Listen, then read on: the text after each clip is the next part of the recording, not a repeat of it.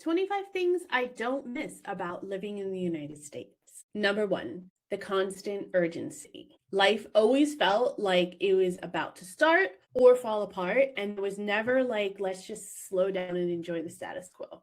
Definitely like the British version of that much better. Number 2, hustle being treated as if it's character. Like if you need a rest or you want to take a little bit of time to yourself, that you need to justify it in some way.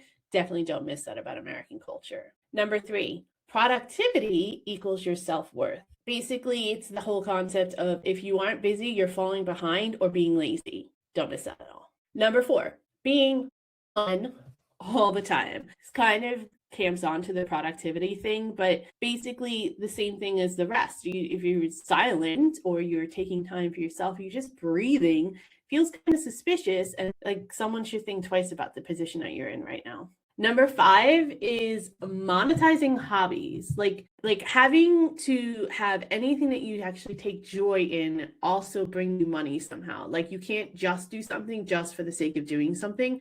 It has to be monetized, or it has to kind of be leading you to an ultimate goal somehow. Number 6, networking disguised as friendship.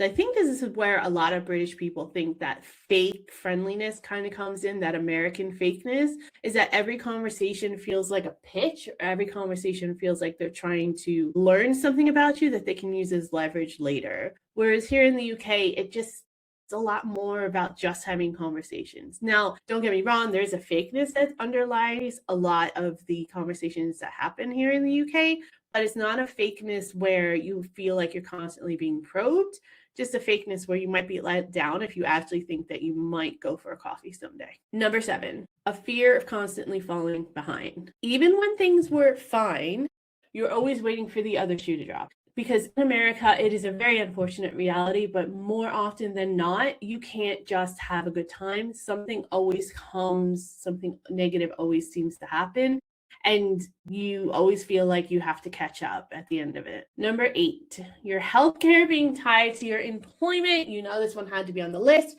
but basically having a sense of security about your health and the health and well-being of your loved ones without any real strings attached. Of course, the NHS is not perfect. I want to make sure I always say that in every video because I do understand that. However, it is a lot better than the for-profit system that we have in the United States, where they're willing to let people die just because the insurance company doesn't want to pay for any treatment. Number 9, camping onto the healthcare thing, that whole practice of avoiding going to the doctors because you don't know about the cost. It's basically a normal anxiety that people live with, of wondering whether or not the pain or the sickness or the unwellness actually justifies any money that you're going to have to put into getting the treatment, getting the diagnosis, getting anything that might help you feel better. Having to actually make that balance in your head. Don't miss that at all. Number 10, having gun anxiety in everyday places, like the coffee shop, like the train station, this background fear that you're told to just ignore, but really you never know who has a gun, and you never know what kind of mood they're in, and you never know what they're gonna do. So you constantly have to be in a state of vigilance. It's quite exhausting and overwhelming. Number 11 is political volume turned up really loudly, and you hear it constantly. Like you can't have an honest, good faith political debate without something framed as an emergency, without something framed as, a threat to democracy or a threat to our national security, or even just someone having to have an extreme view. You can't just have an honest political conversation without it disrupting into almost fisticuffs, which seems like that's a very American phrase. Number 12 is outrage as entertainment. Like calm never trends in America. Peace is hardly ever on the radar, and not just peace like as far as like war or conflict, just people being calm, people being quiet, having a few minutes where they're not talking and not on their phone. It's very, very rare in the United States. Number 13, tipping anxiety. I mean, I didn't really have a lot of anxiety about it for the how much you tip or anything like that, because I used to work as a waiter and as a bartender, so I kind of like had it ingrained in my head from a young age. But basically the concept of the bill never being the final bill and always having to put a little extra on top of it, whether it's tax or tip, it's really nice to not have to worry about any of that. And knowing that whenever I go to a restaurant or a store, whatever price is there that I need to pay is what I'm going to end up paying. Number 14 is car dependency. Oh my God, I so enjoy this so much about British culture and how I live right now. Freedom from requiring a vehicle, freedom from not having to sit in traffic all the time, freedom from just not having a choice but to drive 90% of your day. I really enjoy that. I really, really like that. And that leads me to number 15, which is having your life being planned around traffic, constantly having to leave early or be late to something, or give a time to 15 to 20 minute time frame around everything, time actually being drained before the day even gets started. I really, really love that about not having the car dependency. And also just the fact that the traffic here, I mean, it exists, don't get me wrong, but I don't know. It's not like the traffic jams that we had in New Jersey. I'll just leave it at that. Number 16, having extremely overscheduled lives. Like in the United States, especially when my child was young, we had to actually schedule a weekend or at least one day a month where we had nothing planned, where we could just get up when we wanted to, we could do whatever we felt like doing that day, where we didn't have to go see this person or set up this play date or meet this obligation. It's really, really nice being in a situation where rest didn't need a calendar slot, and also just not feeling like I have to have my calendar filled constantly in order to feel like I'm being productive or being a good friend, neighbor, relative, etc. Number 17 is a little bit personal, but basically kids being treated like projects. This is a little bit difficult to explain to people who have never been in that situation in the United States, but it seems like in America, childhood is like a resume. You're constantly